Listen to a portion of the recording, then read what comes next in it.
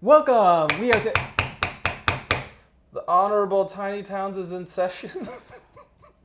I hate you.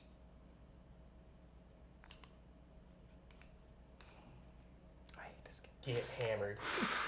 Okay. Welcome. We are Specular Board Games, and we are on a roll of the dice. Thanks, Rob, for that tagline. It was a good one. Thanks, Rob. So this week we're doing Tiny Towns, and this week's a little bit different. We all have varying opinions on this game. So, but before we kind of get into that, as usual, let's do an overview. Max, take it away for us. Right. Tiny Towns, or as I like to call it, oh no, oh Lord help me, I shouldn't have done that. Can I take that move back? It is designed by Peter McPherson, art by Matt Parquet, and published by AEG. Tiny Towns is a 1-6 player board game where where players are the mayors of their own little woodland town. You are competing to build the best town, but beware! Building materials are rare, so you can never turn down cubes. I hate that. Okay. Each player is going to have a 4x4 player board where they're going to be trying to build their buildings with different materials. During setup, you're going to choose 7 different buildings. Each building is unique and has a different pattern that requires different cubes in different arrangements to be able to build them. And if you successfully put those cubes on your board in the right arrangement, you'll be able to build that building. On a player's turn, they're going to be able to call out the name of one of these 5 different resources. You got wood, wheat, brick, glass, and stone, or as we call them, blue, yellow, orange, gray, and brown. On a player's turn, after they call out the name of a resource, every player is going to have to take that colored resource and try and find a spot for it on their board. If they successfully create the pattern that's the same as one of the building cards, they're going to be able to build that building and place it on their board. The game's going to end once all players have filled up their player boards, but this does mean that depending on how bad you screwed up, players might end the game at different times. Once that's done and your board is full of cubes and buildings, all players' boards are full of cubes and buildings. The game ends, you're going to remove those cubes and score points or lose points. You're going to score points based off the buildings you built, and depending on which cards you picked in the beginning, they're going to score points differently, and you're going to lose points for each empty space on your board. Sometimes you can get a negative score in this game. It's awesome. There's also a variant of the game called the Town Hall variant, which is usually used in higher player counts. You have a deck of 15 cards. You're going to discard the top 5 cards secretly, and then on rounds 1 and 2, you're going to flip over that card, and everybody's going to have to place whatever resources are on there. And then on the 3rd round, every player is going to be able to pick whichever resource they want, and play continues like that until the deck runs out, which you then reshuffle, discard 5 cards, and keep going until everybody's screwed up and the game ends. So that's basically Tiny Towns. It's quick, it's easy, and painful. Yes. Well, thank you, Max. Very good review. Overview. I don't like this game. That's what Ryan meant by we were going to have differing opinions about this game. Yeah. I think that, okay, well. Erroneous! Judge Max. God, that's going to be real loud. That's going to be great for editing. Thank you, Max. You're welcome. So, yeah, well, okay, so you were just telling me about this. I've not played this with this variant, this Town Hall variant. We played 6 players without this, where everyone was just picking a cube. One, it takes forever then to get back to your turn. This is a small game. Like, this should not take a whole lot of time. But when you have 6 players all trying to just choose what they want, Yeah. 1, it just takes forever to get back to your turn. 2, it really becomes, like, super lucky on whoever, like, just what everyone's going to pick. that one person can get really lucky and you can just be completely screwed, no matter like strategizing, placing it down, because you're waiting 5 turns before you get to really pick the one that you want, and by that time you can be really screwed at that point. And it did not feel fun. Because it's like you just feel like you just have so little control over this, where, okay, I need to play again with the town hall, because then it's like, then at least you're not relying on what everyone else is picking, because that can become even more, like, having to rely on what everyone else is picking can really screw you more than just simply random cards coming out. It's fun at 2, 3, or maybe 4 players, but 4, 5, and 6 without this deck, you don't feel like you have much agency over what you're gonna do. But the cool thing about this deck is it turns the game from 1 to 6 to like 1 to like a million, because I believe they do that in like tournaments and stuff, like at when we used to be able to have conventions. But they just flip a card, it's orange, all players have to do orange. They flip a card, it's gray, all players have to do gray, and then the third turn everyone gets to pick what they want to do. So really you could have almost like an infinite number of players to this game, as long as everyone knows the same cards and everything. But so yeah, I notice your complaint at higher player counts, but See, I'm in like I'm in the middle between, because Max, you love this game. I love this game. I'm in the middle. I'm like, I think it's fine. If someone suggests to play on a game night, I'll play it, but I will want to play something else immediately after. Yeah. I used to have this game and I sold it.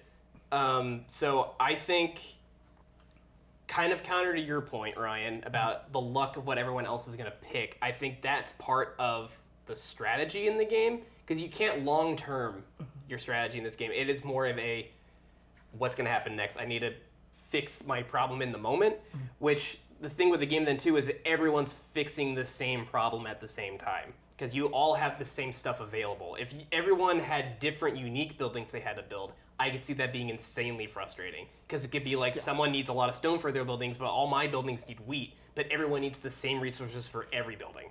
So that way it becomes more of a, I need to hold this corner up as my oh crap pile, and maybe start building a different building over here, and this will be the pile I know I can actually work on because I'm going to be building here. But there's also stuff like the bank, or like any of these black cards that have this shaped building. There's some of these, like the factory, I believe, you can store cubes on there, so if someone calls a cube you don't want, you can take one off the factory, like I want this instead. And then Usually these cards are about manipulating The randomness. Yeah. I feel like that at higher player counts really needs to be in if you don't play without this deck, because you need that. You need to find a way to mitigate 5 other players' random choosing of resources. Well, it is deceptive in this game because it's called Tiny Towns. You're making a woodland town for creatures to hide from predators. But there can be an incredible amount of AP in this game. So as long as the players aren't taking it too seriously, and I mean, yeah, there's no way to have a perfect game in this game. I don't like, you are going to screw up, and that's the fun of it, is everybody cringing and yourself just cringing, going, I shouldn't have done that, or like there's just no way to know what the next player is going to be. I could analyze Keegan's board all day and think, well, he's going to pick stone, but he at the end of the day might pick something completely different, and that's what's very interesting to me about this game. Is when I first played it, I thought like everyone's going to be building the same buildings. Obviously, this is the best building. Everyone's going to go for that. But everybody has a different opinion, and the boards never really look the same. People's strategies usually differ pretty wildly, and the game comes with enough. All these cards, there's like 4 different of each building type in the game, maybe even more. And I know there's several expansions to this as well. Yeah. There's a lot of variety and variability just in the base game, and I was surprised at how different everybody's games ended. And the scores are pretty wild. This one's not that bad, 18, 22, 31, 25. But I've seen people get like negative scores in this game, or like 1 point, because they just sucked at the game. Oh, no. I gotta say, like when I did own this, I played this mostly solo. Oh, okay. And I think this game as a solo game with the deck is a cool puzzle, because then it's you trying to maximize what is given to you, and I think that's pretty fun. I don't think you should buy this if you're only a solo player. I think there's better solo games out there, but for a quick little brain burner, like I'm at home. I don't want to do Sudoku. I could do a Tiny Towns. Like, that's how it feels to me. It's like I'm trying to maximize this puzzle that's given to me. I do got to say, though, the components and the art are great. Yeah. I think they look really nice. The little buildings are great. Like, they're all color-coded based off of the card type, and the shapes are unique. The colors on the cubes are awesome. Like, this blue I'm obsessed with. This blue yellow together looks It's glass. so... Yeah, it's glass. Sorry, glass, as this house calls blue. But the blue and the yellow together, they just pops. It's so good. Like, each house is a unique shape, which is really cool. They could have easily just done punchboard one of these. I do really appreciate that they did actually do all these different wooden painted houses and the cubes. The art on the cards I really love this style. It's like this stylized, realistic feeling that I really love. Like, it's probably one of my favorite art styles for board games. It vibes a little bit with Everdell to me, not just because of the critter thing, but even the art with how much it pops. It almost feels like Gugon's may be a little more realistic, but it has that very similar tin. Like this Taylor one, I love. Like, it's such a cool image of this house. It feels storybookish. Yes, exactly. A little, like some of these more so than others, like the Taylor one especially, it feels almost like Disney, Miyazaki-ish, like Studio Ghibli. Exactly. Yeah, it's great. The art's great.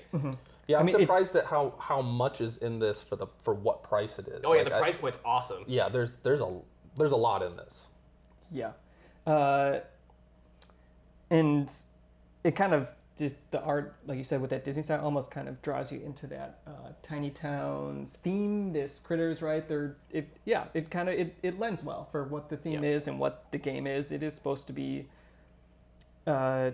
quicker. I don't think it's supposed to be as much AP, but goddamn, there's so much AP that people have, and I think that's a big problem too. I have with more player counts. You do need to play with this because if you don't, oh my god, the game takes so freaking long. It's a small game and it takes so goddamn long. So what? So do you not?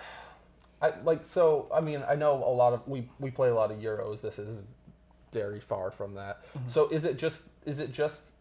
Because me and Keegan see it more as like, you don't, I don't know what color cube they're gonna call out, so I really have to plan. Do I try and make that work? Do I try and go for something that's maybe less points that I wasn't planning on going? Do I try and put that over here and it's just gonna be a dead space and I know I just have to forego the points? Do you just not like that you don't have the choice in it and that there can be so long before you have a choice? Because I look at that, is the strategy of the game is like, that's where this is what I've been given to work with. And I've got to somehow manipulate that into points as opposed to like I'm just playing a solo game and doing this all myself and then we just go and see how everybody did. It's because one, it's so small, and depending on player count, it can be you have so little choice. Maybe if this was a larger part of a larger game, it'd be okay. But one, as you guys know, I'm not very good at spatial awareness games. So with the spatial awareness plus, I keep saying this, but like the way I played it without that deck, having so little choice at higher player counts, it was okay when I was 2-3 players, because then I felt like I was a little more in control. And when I did do it, the more player counts, having less control and just being not as great and strong at spatial awareness, it just really frustrated me, and I just was not having a good time. You just gotta let that control go, baby. Well, see, like here's where, like for me, if the thing that's the highlight of the game for me, which is the reason I will play it, I don't necessarily need to own it, but I will play this, is the main strategy. What I was just looking at the cards that we put out here randomly just for review purposes, but even here, the strategy I'm seeing with like knowing where to put cubes is the cottage and the Taylor, because I don't know if you could see this, but the two middle cubes are the same. They're both oriented the same. It's a yellow on top and a blue on the bottom. So you can set this up here on your board somewhere not at the edge. That way you can prepare, like, well, if someone picks brick, I can put it right there and make this cottage. Or if someone picks stone. It works too, actually. Look at this. Yellow on top, blue on the bottom. Yeah, exactly. And if someone picks stone, I can just put this here and then wait for another stone to pop up. So I have a plan for any multiple options of buildings to come out. But even with this, there's 1, 2, 3, 4, 5 cards that require glass. Yeah. I could see that becoming a problem as you have 5 players, as there are going to be multiple of these coming out, probably. Then you just plan to build 2 banks. But it's just there's not enough room. With a bank is a huge thing. I think that's the thing though too. Though everyone's having that problem. Everyone's He's getting frustrated just looking at the game. Everyone's having that same problem though. So everyone's But, thinking the same yeah, thing. Everyone's thinking the same thing though. Of, well, they might not pick the thing I need, so. I probably should just build a tavern this turn too, because I don't have the room either. So then it's like, cool, they have to build a tavern, so no, I had to build a tavern that I was prepping for. I Well, mean, at the end of the game, if like, because you don't like quacks either, particularly. Like at the end of the game, if you're not a gamer who can take it lightly, if you have to plan out, and I'm not saying you are this, but if you have to plan out every move or have control over every move, or not okay with just letting it go and going, oh man, they could have called any color, but if they call gray, I'm going to lose 10 points, and they happen to call gray. If you're not okay with going, well, I just lost 10 points, that lost me the game. Then this is not the game for you. But if you're into watching everybody struggling and like sweating and the tension of like, oh, please don't pick blue, please don't pick blue, and then someone picks blue and someone's like, "Arr!" ready to kill you. That's this game. This game has a great element of Schadenfreude in it. Of what? Schadenfreude. It's taking pleasure out of someone else's pain. Oh yeah. Yeah. Sounds like a. It's a German I thing. mean, okay, I'm a big Euro. I love worker placements. Clearly I'm one that likes planning and control. So quacks, something that has so much luck based, is just really not, I guess, so frustrating. I don't feel that same pleasure. Agency. Agency, pleasure, just that. Yeah, I got to I pulled this really cool thing off because I planned it, or Yeah, that's what I I was gonna worked say. around it, and when I don't get to do that, it just okay.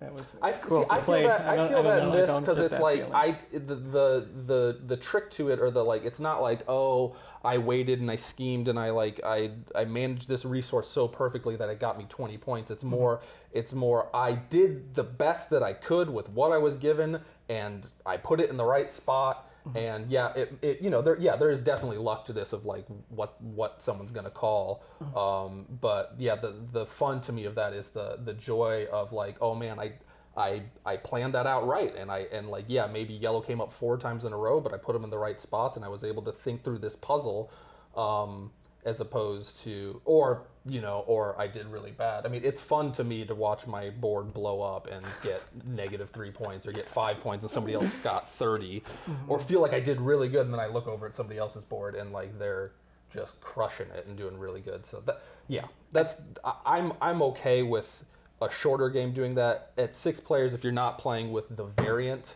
and this game stretches on to like an hour or plus, then the fun, then there's I can take a 20-minute game of stress and messing up. If it takes an hour and a half of stress and messing up, that's not fun. Yeah, this is not an hour game. That becomes torture. This game, I can't 10 minutes tops is the most I want to do with this game. I don't well, that's maybe why you enjoy Railroad Ink though, because Railroad Ink is a similar thing. It's dice rolling and it's plotting out your it's got a similar thing to it, but it definitely lasts nowhere near as long.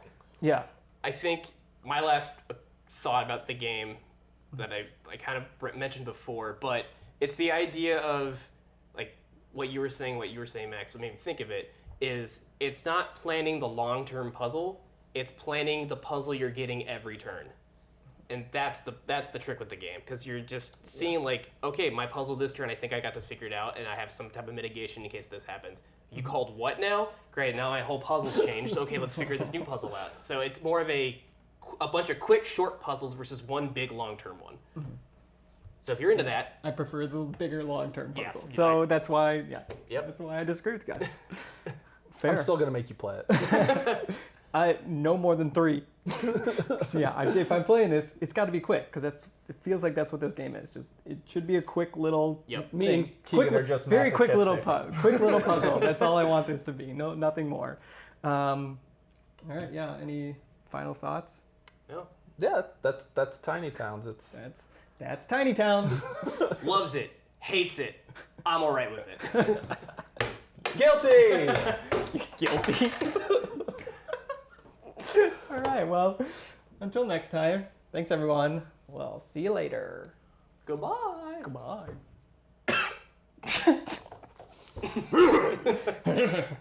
Cool. This is a freaking game. I love this game. But you like